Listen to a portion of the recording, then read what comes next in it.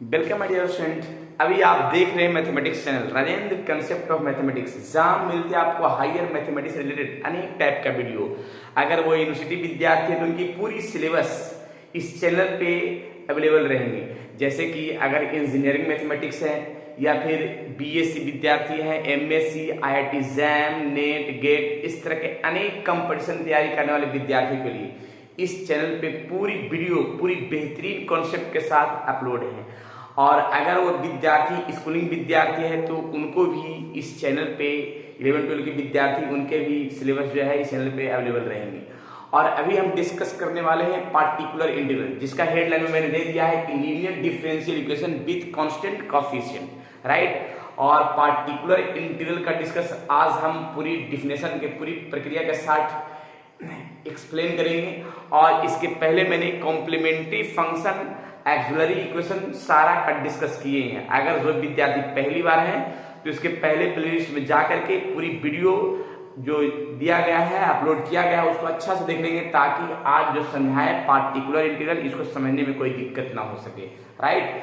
तो चलते हैं इसकी पूरी कहानी क्या है पार्टिकुलर इंटीग्रल का। आज पूरी थ्योरी बेहतरीन तरीका के साथ समझाते हैं ताकि किसी भी इंजीनियरिंग या यूनिवर्सिटी विद्यार्थियों को दिक्कत ना हो सके। चलिए तो नेक्स्ट प्रोसेस। और इसमें एक चीज हम बताने वाले हैं कि अगर किसी मशीन को चलाने के लिए एक ऑपरेटर की जरूरत होता है, तो यहां भी कुछ ऑपरेटर की जरूरत है पार्टिकुलर इंटीग्रल को समझने के लिए। तो मैंने ऑपरेटर का इंडिकेट डी से कर दिया गया है, ठीक है। तो थोड़ा समझते हैं कि क्या है ऑपरेटर का टर्म और क्या है यहाँ पे डी।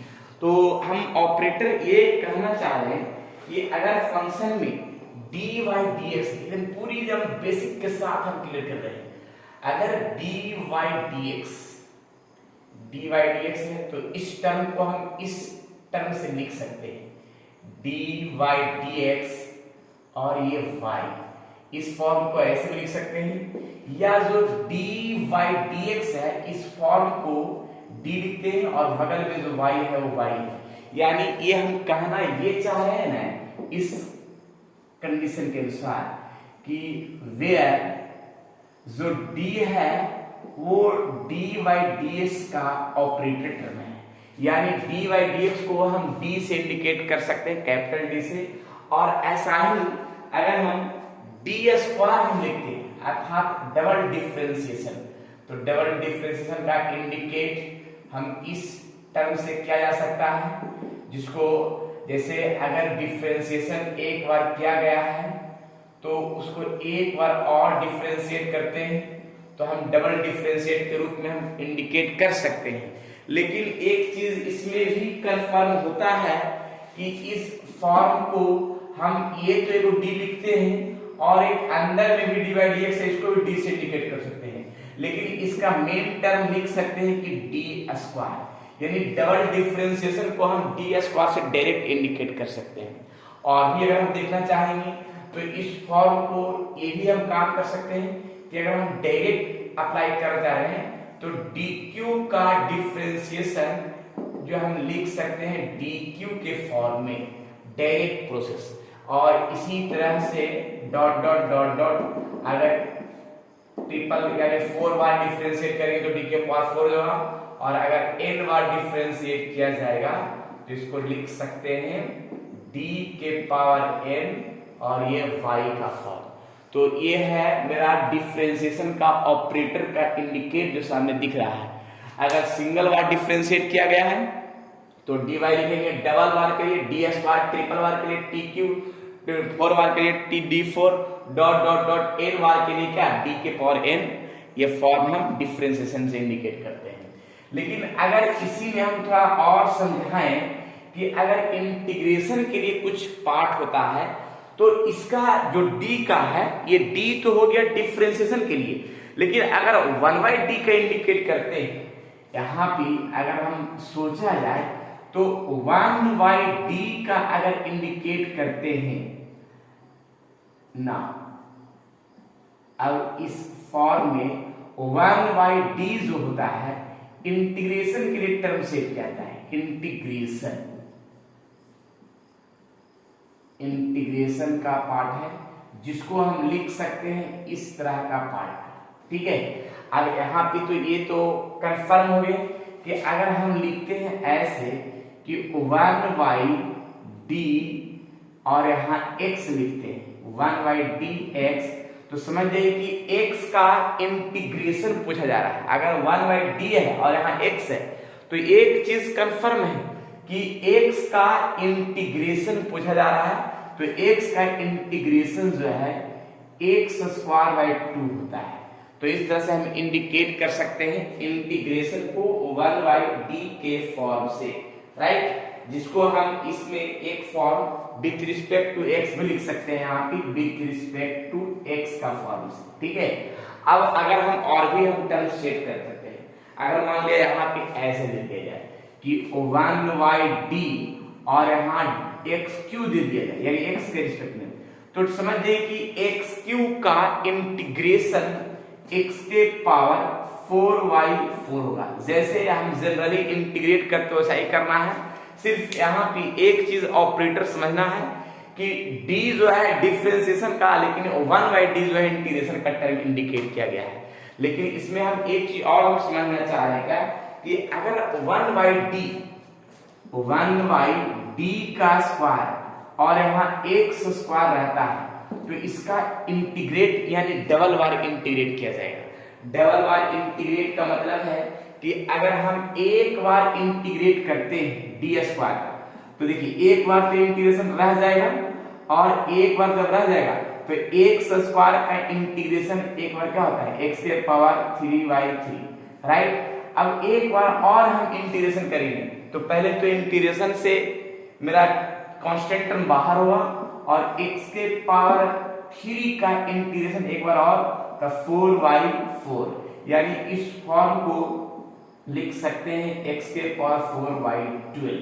तो ये हो गया डबल बार इंटीग्रेशन करने का ये प्रक्रिया जो सामने दिख रहा है, राइट। और भी हम टर्म को सेट कर सकते हैं। अगर हम यहाँ पे लिखते हैं कि 1/d और यहाँ 1 का इंटीग्रेशन, यानी कहने का ये तात्पर्य हुआ कि 1 का इंटीग्रेशन पूछा जा रहा है। 1 का इंटीग्रेशन क्या होगा, तो 1 का इंटीग्रेशन x के रिस्पेक्ट में तो मेरा x होता है। जैसे हम बताना चाह रहे हैं कि देखिए इंटीग्रेशन तो हो गया मेरा इसका और 1 dx, तो यहाँ पे सोच लीजिए इसका x न होता है। देखिए 1 हो गया और ये हो गया 1/d जो इंटीग्रेशन का इंडिकेट किसके रिस्पेक्ट में, तो dx के रिस्पेक्ट में, x के रिस्पेक्ट में, तो x का रिस्पेक्ट में इंटीग्रेशन क्या होगा x हो जाएगा डायरेक्ट।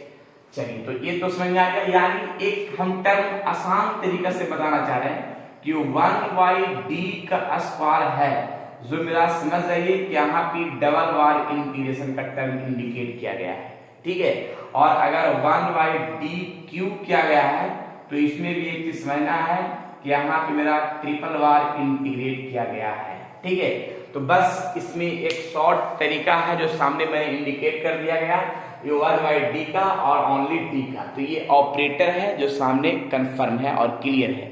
चलिए तो ये तो हो गया शॉर्ट रूप जो है इसका ऑपरेटर चलाने का, यानी पार्टिकुलर इंटीग्रल को चलाने के लिए ये चीज जो है ध्यान में रखना होगा, राइट। अब हम पार्टिकुलर इंटीग्रल का राइट हैंड मेंबर एक फंक्शन ऑफ x का हम डिस्कस करेंगे। चलिए इसको नोट कर लीजिए पहले, उसके बाद हम आगे इसके बढ़ते हैं। नेक्स्ट, चलिए तो यहाँ पे मैंने हेडलाइन लिखा है क्या कि particular integral right hand member a function of x। इसका कुछ टर्म है जिसको पहले हम लिखते हैं लैंग्वेज के रूप में, उसके बाद इसको समझाएंगे। देखिए यहाँ लिखा गया पार्टिकुलर इंटीग्रल का form, let the given differential equation, यानी n बार का डिफरेंशिएट p1 n - 1 बार n - 2 बार डॉट डॉट pny = x। अब इस फॉर्म को हम कैसे टर्म को हम सेट करेंगे इसके बारे में देखिएगा। तो थोड़ा सा हम देखते हैं which in symbolic form, which in symbolic form, देखिए which in symbolic form can be written as, यानी देखिए इसका कुछ सिंबॉलिक फॉर्म का टर्म है जो हम डी के फॉर्म में लिखते हैं। देखिए कैसे हम लिखते हैं, तो यहाँ पे ये फॉर्म है डी के power N Y plus P1 D के power N minus one Y और P2 डी के power N minus two Y dot dot dot dot Pn y equal to X, right. अब पूरा फॉर्म में हम y common कर लेते हैं। देखिएगा जब y कॉमन कर लेंगे तो कुछ टर्म मेरा बनेगा, तो ऐसे y जब कॉमन किया गया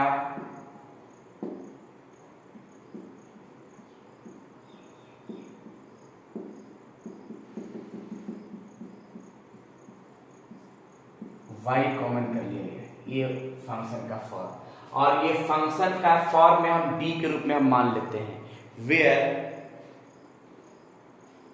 इस फॉर्म को हम ऐसे लिख सकते हैं, इस फॉर्म को एफ डी का फंक्शन सेट कर सकते हैं, एफ डी और into Y equal to X. कैसे जब देखिएगा, where F D equals to D के power N plus P1 D के power N minus one plus P2 D के power N minus two dot dot dot dot Pn। यानी ये form symbolic form का जो टर्म मैंने बताया, इस फॉर्म के लिए कि पहले तो मैंने ये जो डी के डी बाई डी एक्स के फॉर्म था उसको डी के फॉर्म में लिख दिया है, और प्रत्येक से मैंने बाई को कॉमन कर लिया, और इस फॉर्म में मैंने क्या लिखा कि ये पूरा फंक्शन जो है ना एफ डी के फॉर्म में मैंने मान लिया, और इंटू वाई है जो वाई लिख दिया गया है और इक्वल टू एक्स है। तो जो एफ डी था ना, इस पूरा फंक्शन को मैंने देखा कि एफ डी बराबर क्या हो सकता है, जो सामने दिख रहा है, राइट। तो ये है पार्टिकुलर इंटीग्रल का मेन टर्म जो सामने दिख रहा है, ठीक है। अब इसका हम और भी इसका फॉर्म हम दिखाते हैं कि इसका स्टैंडर्ड फॉर्म मेरा हो गया क्या, F D into Y equals to X, यानी ये भी एक फंक्शन का टर्म है, हम इसको सेट कर सकते हैं। तो हम लिखते हैं इसका स्टैंडर्ड फॉर्म का टर्म और मेन इसका आगे टर्म, चलिए इसको नोट किया जाए। नेक्स्ट फॉर्म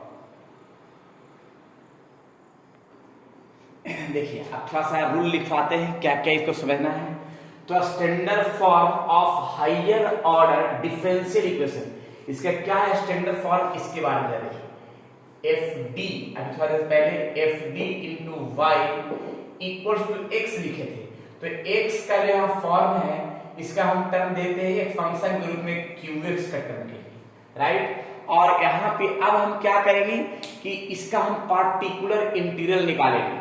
तो ये जो है एफ डी है, इसको मल्टीप्लाई से यहाँ डिवाइड में कर देंगे, तो y बराबर जो आएगा 1/fd इंटू क्यू एक्स, ये पार्टिकुलर इंटीग्रल का फॉर्म आएगा। तो यहाँ लिखेंगे क्या कि सेकेंड पार्ट में, यानी ये जो हो गया ये फर्स्ट, इसका स्टैंडर्ड फॉर्म इस टाइप में रहेगा, इसको हम इस तरह से बंद कर देंगे।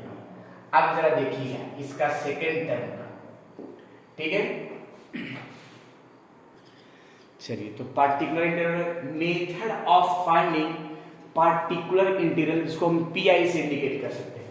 तो बस पीआई से इंडिकेट करें एक टर्म छोटा सा पार्टिकुलर इंटीग्रल, ये इसको हम डिवाइड किया जाएगा, जहां 1/fd इंटू क्यू एक्स, यानी y बराबर जो फंक्शन का टर्म आएगा वही पार्टिकुलर इंटीग्रल कहलाएगा, जिसको हम पीआई से इंडिकेट करेंगे 1/fd इंटू क्यू एक्स। इस फॉर्म को ऐसे हम सेट कर लेंगे ताकि ध्यान में रहे। अब इस पूरा को एक एक कर इसका फंक्शन का टर्म हम डिपेंड करेंगे। तो ये डिपेंड क्या है कि now dependent on the form of function Q X there are 6 different cases for particular integral. जरा हम इसका 6 कुछ फॉर्म है पार्टिकुलर इंटीग्रल का, उस 6 फॉर्म को हम यहाँ पे इंडिकेट करते हैं ताकि उसी फॉर्म के अनुसार मेरा टर्म बनेगा। यानी यहाँ पे क्या है कि particular integral equals to 1/fd into Q X, और क्यू एक्स यहाँ पे कभी कभी e के पावर ax रहेगा, कभी साइन रहेगा, कभी कॉस रहेगा, या कभी x रहेगा। तो इस अनेक 6 फॉर्म है, और 6 फॉर्म में रहेगा तो इसका क्या क्या टर्म होगा उसके बारे में हम लिखवाते हैं, ठीक है। थोड़ा सा लिख लेते हैं, इसका फॉर्म ज्यादा बढ़िया होगा। देखिए यहाँ पे 6 फॉर्म जो लिखा गया है उसको थोड़ा अच्छा समझाते हैं पूरी तरीका से। जैसे देखिए यानी now depending on the form of function qx, यानी यहाँ पे जो qx फंक्शन है there are 6 different cases for particular integral as below. देखिए ये सभी qx का फॉर्म है। अगर हम यहाँ पे 1/fd तो रहने देते हैं, अगर qx के स्थान पर e के पावर x रहा तब इसका फॉर्म क्या बनेगा, इसके बारे में केस फर्स्ट का। अगर qx के स्थान पे sin x और cos x है, यहाँ पे अगर sin x रहे या cos x रहे ये फॉर्म कैसा ही रहेगा, लेकिन qx के स्थान पर sin x रहे या तो cos x रहे तब इसका टर्म क्या बनेगा, पार्टिकुलर इंटीग्रल क्या हो सकता है इसके बारे में। अगर qx के स्थान पर x के पावर m रहे, इसके स्थान पर x के पावर m पॉजिटिव टर्म है और 1/fd फिक्स रहे, वो फिक्स कैसे रहेगा वो हम एग्जांपल के साथ पूरी डिटेल से एक्सप्लेनेशन के साथ क्लियर करेंगे। लेकिन पहले हम टर्म बताना चाह रहे हैं कि qx के स्थान पर क्या क्या रह सकता है। तो qx के स्थान पर e के पावर x रह सकता है, qx के स्थान पर sin x और cos x भी रह सकता है और qx के स्थान पर x के पावर n भी रह सकता है। 3 स्टेप। और 4 स्टेप में क्या है कि qx के स्थान पर क्या है, e के पावर x रहेगा लेकिन साथ साथ एक फंक्शन रहेगा vx, और vx का फंक्शन कुछ भी रह सकता है। vx का फंक्शन के साथ साथ क्या रह सकता है, vx के फंक्शन में रह सकता है sin x या cos x रह सकता है, vx फंक्शन के साथ में x के पावर m भी रह सकता है, ठीक है, vx फंक्शन में। तो ये ध्यान रखिएगा कि qx फंक्शन के स्थान पर e के पावर x और फंक्शन ऑफ vx भी रह सकता है, जिसमें e के पावर ax का जो vx फंक्शन रहेगा उसके स्थान पर sin x या तो cos x या फिर x के पावर m, यानी तीनों में से कोई भी रह सकता है, राइट। और अगर qx के स्थान पर x into function of vx, यानी यहाँ पे x रहे या vx रहे तब vx के स्थान पे मेरा sin x रह सकता है या तो cos x रह सकता है, यानी दोनों में से कोई रह सकता है। कब, जब x का फंक्शन रहेगा तब, यानी ये फर्म नहीं रहेगा। और यहाँ पे क्या है कि x के पावर n और फंक्शन ऑफ vx रहेगा तो इसके स्थान पर भी क्या रह सकता है, sin x या तो cos x रहता है, यानी qx मेरा क्या है, qx के स्थान पर x के power n function of vx, और फंक्शन ऑफ vx तो है लेकिन vx के स्थान पर sin x या तो cos x रह सकता है। अब सवाल है कि कैसे रहेगा इसका पार्ट, किस फॉर्म में रहेगा, जरा हम एक एक करके एक्सप्लेन करके दिखाते हैं। केस फर्स्ट की ओर, केस सेकंड की ओर, केस थर्ड की ओर क्या क्या टर्म होगा हम लिख लिख के दिखाते हैं तो ज्यादा बढ़िया होगा। ये साइड में ही हम काम करते हैं। देखिए इसका पूरी एक्सप्लेनेशन के साथ टर्म सेट करते हैं। केस फर्स्ट तो ज्यादा बढ़िया होगा क्योंकि particular integral 1/fd into qx, और qx का पार्ट मैंने बताया कि e के पावर x फॉर्म रहेगा तो कैसे रहेगा जरा देखना है। देखिए यहाँ पे क्या है कि पार्टिकुलर इंटीग्रल, केस फर्स्ट का फॉर्म है particular integral equals to 1/fd into qx, और qx के स्थान पर क्या रहना है, e के पावर x, यानी e के पावर ax। अब e के पावर ax तो हो गया, यानी इसी फॉर्म में रहेगा। मैंने प्रत्येक का हम अलग अलग पुट करके हम दिखाते हैं कि किस किस फॉर्म में रहेगा। और यहाँ पे जब इस तरह का फॉर्म रहेगा तो एक चीज हमेशा ध्यान ये रखना है कि इसमें जो e के पावर ax है उसका x का जो कोफिशिएंट है वो d के स्थान पर पुट किया जाएगा। यानी देखिए यहां लिखेंगे पुट d के स्थान पर x का कोफिशिएंट पुट कर देना है, राइट। ये टर्म को ध्यान रखना है। लेकिन d के स्थान पर तो एक पुट कर दिया x का कोफिशिएंट, लेकिन ये भी देखना है कि डिनोमिनेटर नॉट इक्वल टू 0, यानी पुट करने पर 0 के बराबर नहीं आना चाहिए निचला पार्ट, यानी जो फंक्शन fd है वो 0 के बराबर नहीं आना चाहिए। अगर 0 के बराबर आ गया तो ये कंडीशन सेटिस्फाई नहीं करेगा, उसके लिए कुछ टर्म बनेगा। ठीक है, तो ये मेरा कंडीशन तभी ये सेटिस्फाई करेगा जब डी नॉट इक्वल टू 0, यानी डिनोमिनेटर नॉट इक्वल टू 0 का फॉर्म में सेट हो जाए। यानी लिख सकते हैं इसका फॉर्म में provided F A equals to not equal to 0, यानी हम यहाँ पे टर्म में सेट कर सकते हैं। यहाँ पे लिखेंगे क्या कि 1y जब d के स्थान पर हम a पुट किया और e के पावर x, यानी यहाँ पे लिख सकते हैं क्या provided F A not equals to 0, यानी हम अगर d x का कोफिशिएंट जो d के स्थान पर पुट करना है, ठीक है, और जब d के स्थान पर पुट किया a और एफ ए जो 0 के बराबर नहीं आना चाहिए, ठीक है, तभी मेरा टर्म पर्टिकुलर इंटीग्रल सेट करेगा। अगर ये एफ ए अगर 0 आ गया तो मेरा टर्म सेट नहीं करेगा, यानी केस फर्स्ट का एक टर्म है। अब थोड़ा चलते हैं केस नंबर सेकंड की ओर। केस नंबर सेकंड की ओर क्या है फॉर्म, इसके बारे में थोड़ा सा देख लेते हैं। देखिएगा केस नंबर सेकंड का फॉर्म, अब इसका भी एक्सप्लेन करके हम क्वेश्चन के साथ दिखाएंगे, लेकिन अभी हम दिखाते हैं कि क्या क्या फॉर्म सेट हुआ है इसके बारे में। केस नंबर सेकंड में क्या है कि particular integral equals to 1/fd, और यहाँ पे qx का फॉर्म जो है क्या क्या हो सकता है, sin ax या तो cos ax हो सकता है। ये ध्यान रखना है कि यहाँ पे 1/fd qx लिखा हुआ है, तो qx का सामना सेकंड केस में sin x या तो cos x का फॉर्म होगा। अब sin x और cos x का फॉर्म तो होगा, लेकिन यहाँ पे जो पुट करना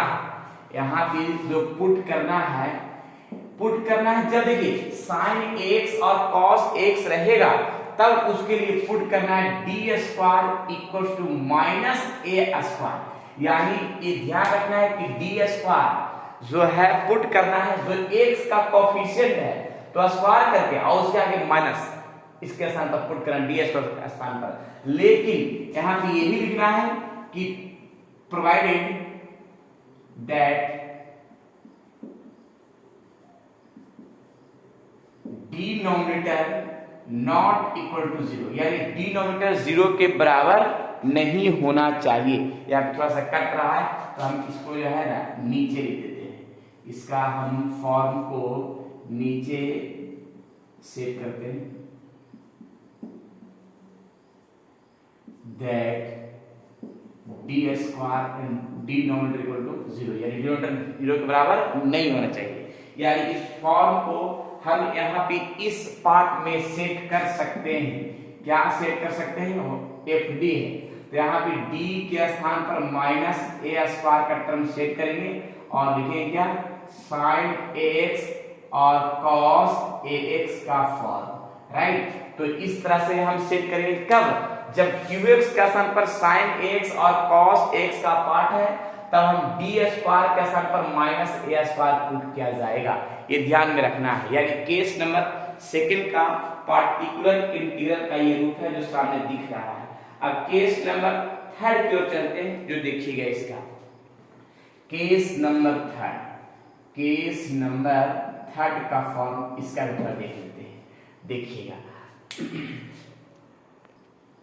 तो इस फॉर्म में देखिएगा केस नंबर थर्ड के लिए particular integral equals to 1/fd into qx, और qx का स्थान पर मेरा क्या हुआ x के पावर m का फॉर्म, यानी x का और m है जो क्या है पॉजिटिव इंटीजर है। यानी इस फॉर्म के लिए थोड़ा सा कुछ स्टेटमेंट है, जो स्टेटमेंट हम साइड में आप लिख देते हैं। इसका फॉर्म को सेट करने के लिए क्या होगा, इसका स्टेटमेंट लिखते हैं। चलिए केस थर्ड में क्या है देखिएगा, यहाँ पे टर्म लिखा है take LDT common from FD and use binomial expansion method. देखिए ये हम बताना ये चाह रहे हैं ना कि LDT का मतलब है क्या कि लीस्ट डिग्री टर्म, यानी FD का फॉर्म में लीस्ट डिग्री टर्म जो रहेगा उसका हम कॉमन कर लेंगे। FD के फॉर्म में लीस्ट डिग्री टर्म कॉमन कर लेंगे और कॉमन करने के बाद उसका बाइनोमियल एक्सपेंशन से एक्सपेंड करेंगे और जो टर्म बनेगा वही पार्टिकुलर इंटीग्रल बनेगा। अब ये कैसे बनेगा ये हम केस थर्ड का जब एक्सप्लेन करेंगे तब उसके बारे में हम क्लियर डिटेल से एग्जांपल के साथ क्लियर किया जाएगा, लेकिन अभी तत्काल के लिए इसका फॉर्म हम शॉर्ट में क्लियर कर रहे हैं। और एक केस नंबर 4 है, जरा देखिए केस नंबर 4 का टर्म। केस नंबर है क्या कि पार्टिकुलर इंटीग्रल के लिए यानी है क्या कि 1/fd इनटू qx के स्थान पर क्या रहेगा e के पावर ax और इनटू vx, और vx का जो फॉर्म होगा मैंने बताया क्या, vx का जो फॉर्म मैंने बताया था कि क्या क्या हो सकता है vx का, sin x या cos x या फिर x के पावर n, यानी ये तीन पार्ट हो सकता है किसका, vx के स्थान पे। तो यहाँ पे का फॉर्म ये ध्यान रखना है कि जब भी यहाँ पे केस नंबर 4 का पार्टिकुलर इंटीग्रल का रहे तो 1/fd का फॉर्म होगा और 1/fd का फॉर्म होगा, लेकिन उसके साथ में e के पावर x और vx है, तो जो vx का फॉर्म होगा वो तीन टर्म का इंडिकेट करेगा, sin x, cos x या फिर x के पावर n। यानी इस फॉर्म को हम लिख सकते हैं पार्टिकुलर इंटीग्रल के रूप में। देखिए क्या कि e के पावर 1/fd, तो fd यानी d को हम लिख सकते हैं। यहाँ पे एक चीज और हम बताना चाह रहे हैं कि e के पावर x को हम आगे कर देते हैं था सुटेबल टर्म के लिए, और 1/f और यहाँ पे d प्लस 1 और तब मेरा क्या होगा vx, यानी इसको 3 पार्ट में अलग अलग कर दिया मैंने। क्या क्या e के पावर x को पहले कर दिया और 1/fd को लिख सकते हैं d प्लस a और इनटू vx। कब, जब केस नंबर 4 का टर्म दिखेगा यानी e के पावर x qx का स्थान पर रहेगा, e के पावर x और vx, तो vx का स्थान पर ये तीनों टर्म लिख सकते हैं। और इसका पार्टिकुलर इंटीग्रल का फॉर्म में जो e के पावर को पहले लिख देना है और यहाँ पे fd है तो d में क्या x का कोफिशिएंट जो है ना ऐड कर देना है, यानी d प्लस a और इनटू vx। अब vx का स्थान पर मैंने बताया कि sin x या cos x या फिर x के पावर n का टर्म हम सेट कर सकते हैं, राइट। तो ये हो गया केस नंबर 4 का टर्म। अब थोड़ा सा केस नंबर 5 का टर्म हम इंडिकेट करते हैं, उसको जरा नोट कर लीजिए तो ज्यादा बढ़िया होगा, ठीक है। नेक्स्ट मिटाते हैं पूरा टर्म। देखिए केस नंबर 5 में मैंने लिखा है क्या कि पार्टिकुलर इंटीग्रल का, तो 1/fd और qx के स्थान पर x into vx, 1/fd qx के स्थान पर x इंटू vx का फॉर्म, और यहाँ पे इस पार्टिकुलर इंटीग्रल के टर्म को सेट करने के लिए x माइनस, अब यहाँ पे मैंने बताया क्या कि vx का स्थान पर क्या क्या हो सकता है, तो vx हमारा sin x हो सकता है और cos x हो सकता है, vx का स्थान पर sin x या तो cos x, और यहाँ पे लिखा है पार्टिकुलर इंटीग्रल का टर्म को सेट करने के लिए x minus f dash d, यानी इसका डिफरेंशिएट और बटा fd और पूरा का ब्रैकेट 1/fd इनटू vx, और vx का हम sin x या तो cos x। कैसे होगा इसका भी हम पूरा केस 5 का पूरी डिटेल से एक्सप्लेन करेंगे पार्टिकुलर इंटीग्रल निकालने के लिए बहुत सारा क्वेश्चन के साथ। और केस नंबर चलेंगे 6। केस नंबर 6 का फॉर्मूला देखिएगा। 6 के लिए क्या है कि particular integral 1/fd into x के पावर n इनटू vx, और vx का फॉर्म के लिए मैंने बताया कि sin x और cos x का पार्ट रहेगा। तो इसका फॉर्म है दो टर्म में, एक रियल पार्ट का टर्म और एक इमेजिनरी पार्ट का टर्म, तो दोनों हम साइड में करके लिख देते हैं तो ज्यादा बढ़िया होगा, क्लियर भी होगा और कंसेप्ट भी डॉट नहीं रह पाएगा। देखिए केस नंबर 6 में दोनों पार्ट का अलग अलग टर्म को सेट कर दिया। देखिए सबसे पहले मैंने यहां लिखा है, बताया क्या कि particular integral pi 1/fd x के पावर n और vx, और मैंने बताया कि vx क्या स्थान पर, देखिए x के पावर n जहां 1/fd और qx सर x के पावर n इनटू vx, जिसमें x के पावर n vx है और vx का स्थान पर मैंने क्या बताया sin x हो सकता है या तो cos x हो सकता है। तो मैंने लिखा क्या कि sin x या तो cos x, दोनों का अलग अलग टर्म मैंने सेट कर दिया है। जब sin x रहेगा तो sin x के लिए मैंने फॉर्म देखिए क्या लिखा है, हम पढ़ चुकाते हैं पार्टिकुलर इंटीग्रल 1/fd x के पावर n। यहाँ पे ip लिखने का मेरा टर्म क्या है, ip लिखने का कि इमेजिनरी पार्ट आईपी लिखा है इमेजिनरी पार्ट ऑफ ई के पावर आई एक्स, यानी कब जब साइन एक्स रहेगा तो इमेजिनरी पार्ट का टर्म सेट होगा। इसको हम और टर्म में यहाँ ऐसे लिखते हैं आईपी को इन इमेजिनरी पार्ट ऑफ 1/fd और ई के पावर आई एक्स और इनटू एक्स के पावर n का फॉर्म, यानी इस पार्ट को पहले लिखेंगे imaginary part of 1/fd e के power i x into x के पावर n, कब जब sin x का फॉर्म रहेगा तब dx के स्थान पर। और जब पार्टिकुलर इंटीग्रल में जब dx के स्थान पर cos x रहेगा तो लिखेंगे क्या कि 1/fd x के पावर n rp यानी रियल पार्ट, rp को ना रियल पार्ट ऑफ e के पावर ix, टोटल टर्म सही है, सिर्फ इमेजिनरी पार्ट और रियल पार्ट है। इमेजिनरी पार्ट तब होगा जब sin x का फॉर्म रहेगा dx के स्थान पर, और रियल पार्ट तब होगा जब cos x रहेगा। इस फॉर्म को हम लिखें क्या कि real part of 1/fd e के पावर ix इनटू x के पावर n। तो इस तरह से केस नंबर 6 का फॉर्म मैंने टोटल का सेट कर दिया है और पूरी डिटेल से मैंने सेट किया है। लेकिन अब सवाल होता है कि छौहूं जो मैंने केस यहाँ पे डिस्कस किया है, छौहूं केस का स्पेशल यानी सेपरेट रूप में एग्जाम्पल के साथ कैसे हम सेट करेंगे, इसका नेक्स्ट वीडियो में केस फर्स्ट का डिस्कस करेंगे, फिर उसके बाद केस सेकंड का, केस थर्ड का, केस 4 का, केस 5 और केस 6। प्रत्येक केस पर बहुत सारा एग्जाम्पल दे दे के क्लियर करेंगे ताकि आपके मन में जो भी डाउट है पूरा क्लियर हो सके और आपके यूनिवर्सिटी का पूरा सिलेबस बेहतरीन तरीका से क्लियर हो सके। और जो भी यूनिवर्सिटी के विद्यार्थी हैं वो आपके सभी यूनिवर्सिटी विद्यार्थी के लिए सिलेबस में बहुत बेहतरीन है और इससे एग्जाम में आता ही है। हालांकि ये एग्जाम में कंपटीशन के भी एग्जाम में आता है, जैसे अगर नेट है, IIT जैम है, गेट है, इस तरह के अनेक कंपटीशन है, उसमें भी एक क्वेश्चन इस तरह से आते हैं। तो अभी हम जो मैंने पार्टिकुलर इंटीग्रल का कुछ स्टैंडर्ड फॉर्म बताया, कुछ रूल बताया, कुछ डिपेंडेंट फॉर्म बताया जो क्यूएक्स के फॉर्म में, कुछ केस मैंने डिस्कस किया है। अब एक एक करके डिस्कस करेंगे इसके नेक्स्ट लेक्चर में ताकि कोई डाउट न सके। अगर पार्टिकुलर इंटीग्रल से पहले कॉम्प्लीमेंट्री फंक्शन अगर जो विद्यार्थी नहीं पढ़े तो उसके पहले लेक्चर जा करके देख लेंगे ताकि उसका भी लेक्चर पूरा पूर्ण रूप से समझ में आ सके और ताकि कोई डाउट ना रह सके।